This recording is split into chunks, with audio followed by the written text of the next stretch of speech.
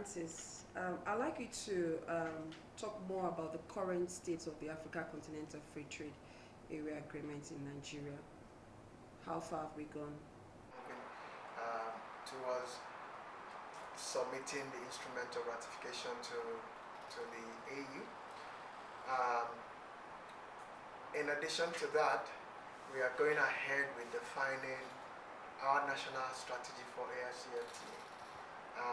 We recognize AfCFTA as a mission to diversify Nigeria's export base, as a mission to grow our production capacity, grow, possibly double our total export value by 2030. So we are developing our strategy to achieve that. A national strategy, but with focus on how the various sectors would contribute towards the achievement of that strategy. Beyond that, there are specific requirements in the agreement to operationalize it.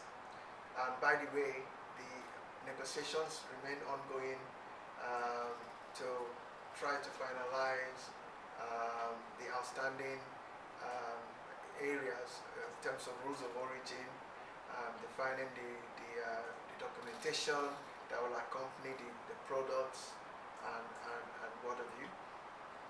Beyond the strategy as well, there are readiness requirements. Some we carried over from the impact and readiness assessment, others we've identified through engagement with stakeholders. So we're looking at policies and regulations that we need to put in place to either satisfy the provisions of the agreement or make it easier for investors and businesses to invest in Nigeria. So some of the things that we are doing at the National Action Committee to prepare Nigeria for the takeoff of the AfCFTA. Another critical element of what we are doing is sensitization of stakeholders. Primarily, COVID area, we would have been going all over the country, sensitizing businesses, but we have up to now been constrained to using digital means for sensitization. But we have had general sensitization seminars. We've also had targeted sensitization events targeted at captains of industries, targeted at special groups, and so on, and even the strategy workshops that we have been holding offers another platform for the sensitization. So in a nutshell, sensitization, defining our strategy, getting ratification done, and getting together the documentation and other things that we need to prepare for start of trade. These are the things that we are doing. So good to know coming from you. So what are the critical components of Africa Continental Free Trade area for the Nigerian markets? Okay, so it's about trade, yeah? So trade in goods, trade in services. Services contribute over 50% to our GDP.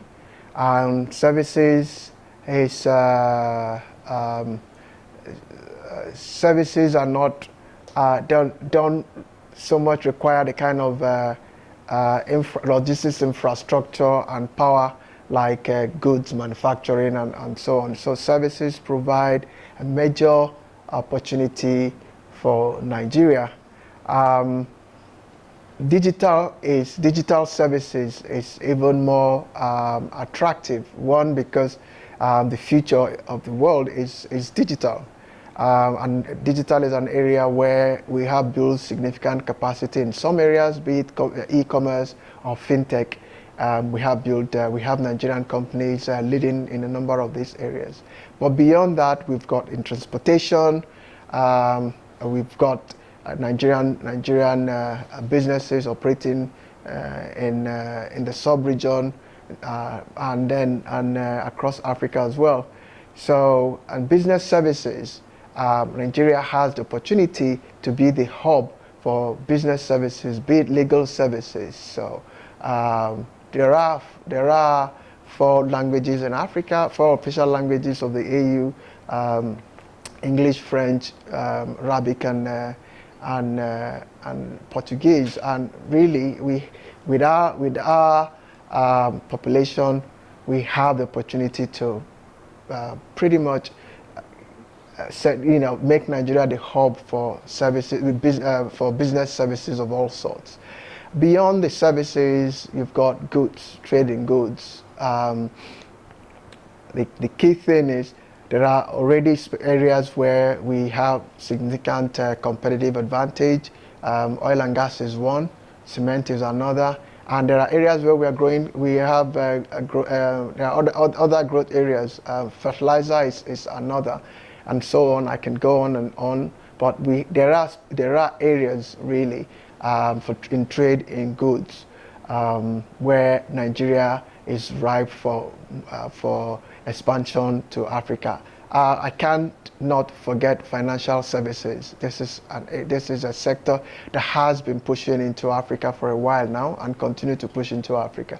So really across these areas, across several areas, sectors, products and services, there are enormous opportunities for Nigerian businesses. Also important is we now have opportunity. The market is much larger. We have opportunity to expand our positioning across the value chain of all the sectors I've mentioned earlier. So in terms of opportunities, it is huge for Nigeria and across goods and services. Okay, we know that the Africa Continental Free Trade area will be governed by 5 operational instruments. The question is, will the restrictive rule of origin allow Nigerian manufacturing industry enjoying the full benefits of Africa Continental Free Trade area? So let's start with the rules of origin. The objective of AfCFTA is to encourage the production and trade of made in Africa goods and services. So in some areas, the capacity may not be there today, but the rules of origin, the restrictive rules of origin means that players in Africa now have the opportunity to an incentive to invest in those areas. So in a number of areas is wholly obtained, yes. So in those areas, unless you can prove wholly obtained, you can't trade. And so it's not about relaxing rules of origin across board, and people will import goods from China or other countries outside Africa and then transport them to Nigeria and other countries. That's not the objective of AfCFTA. And another point to note is that the rules of origin now is what has been agreed by all the member states. So, and there are opportunities. You get started, you see how you perform, you make updates here and there, depending on the outcomes that we see. Prepared the industries in Nigeria. Do we have the capacity, for production? Okay, so the thing about we've had a number of workshops, strategy workshops, like I mentioned earlier, and we've heard from producers themselves, businesses themselves that are already out there in the market making waves. We just finished the technology strategy workshop, and we've got Nigerian businesses doing a lot, be it in business process outsourcing. We have Jumia, which operates in Nigeria and other African countries. And fintech companies and so on. Banks are moving to various parts of Africa. So they are already moving. Our entertainment products are all over Africa. Our creative professionals are all over Africa. Our musicians are no longer think Nigeria, they think Africa. Their fan base is Africa. So in services, in various services, but also in goods, they are all over Africa. Now, some of the corporates that the major corporates are also trading Africa. So it is ongoing, and I think what you could say is that if you take the COVID experience, the COVID pandemic experience, at the onset of COVID experience, at the onset of the pandemic, we didn't know we had so many companies that could produce face masks even, and produce some of the things that we needed when the borders when the global logistics chain shut down. So the same way, there are so many companies that are just busy doing their own thing. And yes, we lack data of all these companies, but that does not mean that they don't exist. So indeed, the opportunity, the businesses are going ahead, with or without AfCFTA. The AfCFTA will be a shot in the arm for those businesses, because the focus is now to help them to scale, to reduce the barriers for them to thrive in those markets. So yes, there are a number of companies are prepared. That is not to say that the challenges are not there. The challenges are there. The challenges of electricity supply, the challenges of our logistics infrastructure, the challenges of our ports, they are there. But the whole idea is the market, get into the market. All these challenges will be solved as we go along. So we know that the private sector, it's an important element in the success of this Africa Continental Free Trade. And of course, we also have the informal sector, who, and it is, some of them don't have the capacity, to produce, and we know this particular sector will do a whole lot for the Africa Continental Free Trade Agreement. Is the government doing anything, in order to support? Is there any plan in place to support them, maybe technical support or skills development, or something, just to be able to help them, to get them prepared, to get into the street? Government is doing a lot. If you look at NEPC, so Nigerian Export Promotion Council, you just need to look at what they've been doing in the past couple of years to train and develop capacity of exporters and SMEs, especially SMEs. And you just need to look at the growth in export of, take cocoa for instance. That's a good example of the success of government program in developing SMEs to export. Now, cocoa is one product. There are sesame is another, and a number of them are being developed now. So that's an example. Beyond that is there are a number of funding initiatives coming out of the central bank targeting several products, which we all know and we hear about. So the incentives are out there, and people are getting it. Now, the thing about SMEs is really they are SMEs. They operate at subsistence level.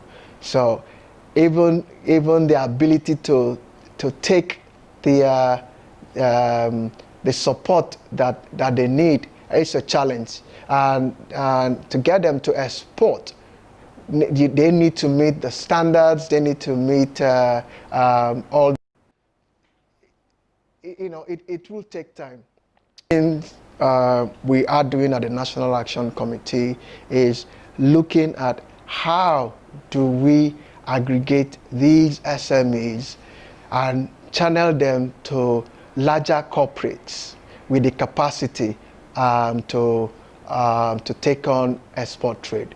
And what that does is that it relieves them of the burden of the processes involved in export trade, relieves them of the burden of the compliance requirements, and also for the larger corporates to export and take advantage of the rules of origin and all of that. They need to ensure that these SMEs comply with basic practices. So that study is ongoing, and once finished, we will implement it. But really, there are several corporates that already operating local content or local ecosystem development programs. So we are talking to some of them to be able to understand how they do it, and then we try to scale it to cover the entire country. So in summary, there's a lot already been done by the CBN, by agencies like the Nigerian Export Promotion Council, Nigerian Investment Promotion Commission, and Small and Medium Scale Development Agency of Nigeria, and others. That there's a lot being done, and CBN, of course, in financing.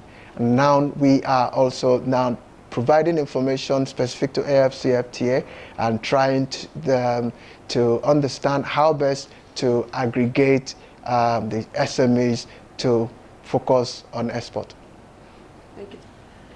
So now that Nigeria has ratified the Africa Continental Free Trade Area, what next? What should we be expecting in January? Okay, thank you. So the Federal Executive Council has approved the preparation of the instrument of ratification, which we now need to prepare, get the President to sign, and then we deposit at the African Union Commission. Beyond that, there are some administrative processes that need to happen.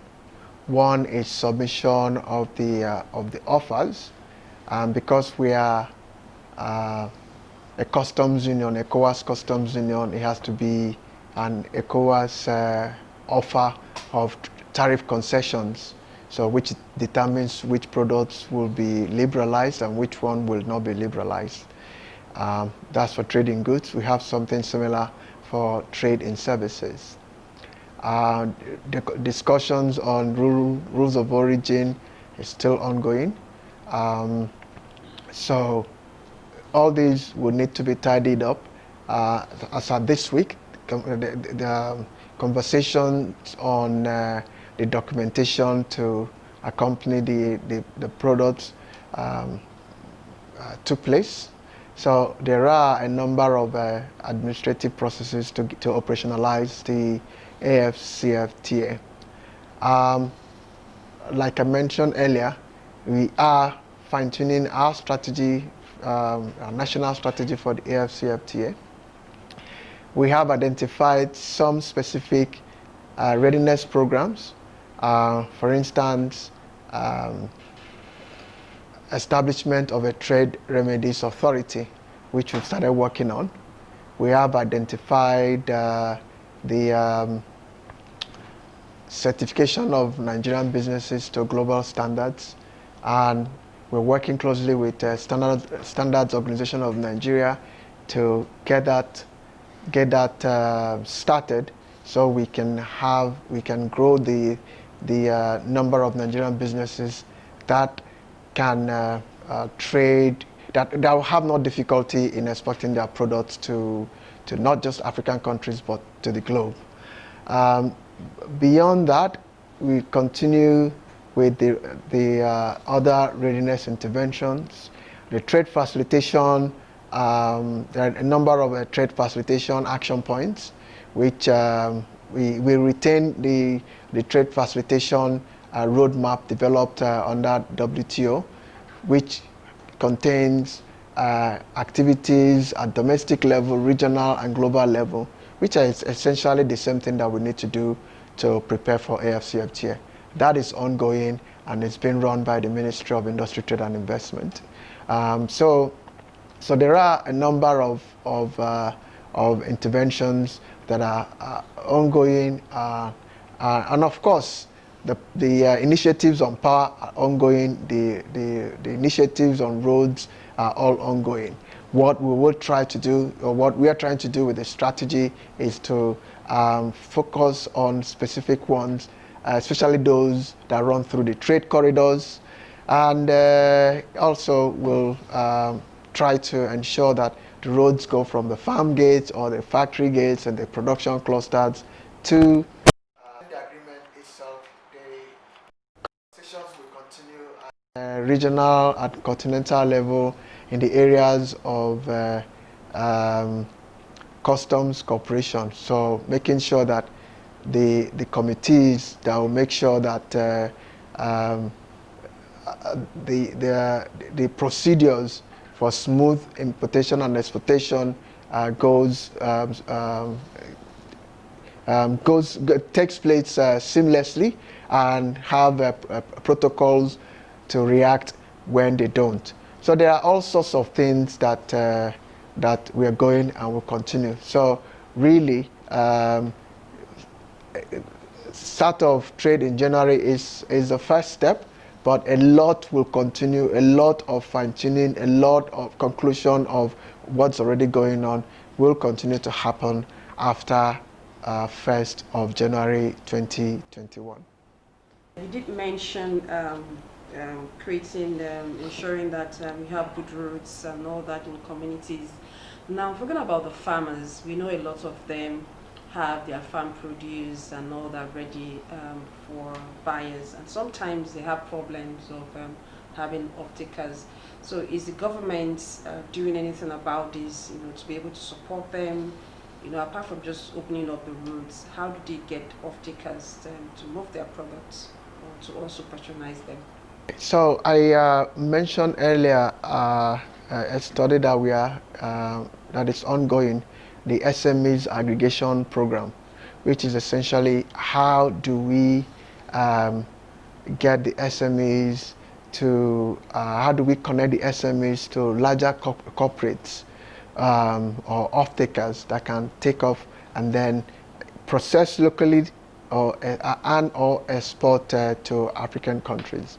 So this is a specific program that we are running at the National Action Committee on AfCFTA.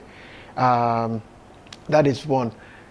The NEPC, SMIDAN also have programs on SMEs and getting them to export.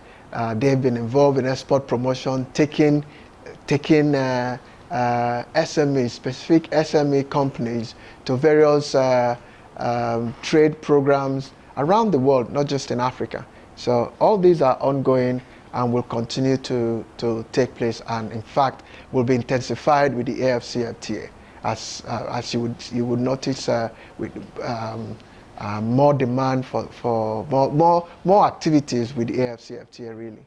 Empower a woman, you empower the community, you empower a nation. So does this trade agreement, does it have any special components for women? I mean, empowering them, or is there anything special put aside for women? The strategy, the national strategy that we are developing has so far looked at the macro level and also at the sectorial level. We also are thinking about, or we have a plan to incorporate state level or subnational strategies. But another key component of that is inclusiveness, and that's where you will find gender, youth, and other special groups. So again, The SMEs, a good number of SMEs are women, so they are by design already factored in. But beyond that, the inclusiveness element of the strategy will address, will ensure that we create, we pay special attention to women and youth.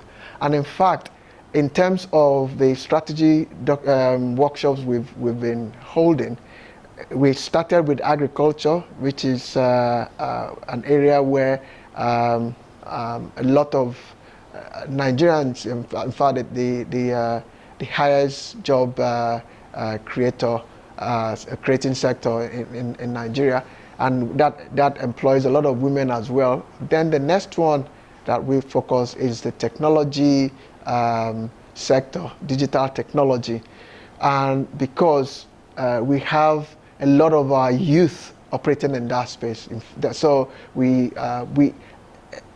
built into our activities and built into our priorities women and special growth, especially our youth, where we know we have these are pretty much the key pillars of our economy today and tomorrow.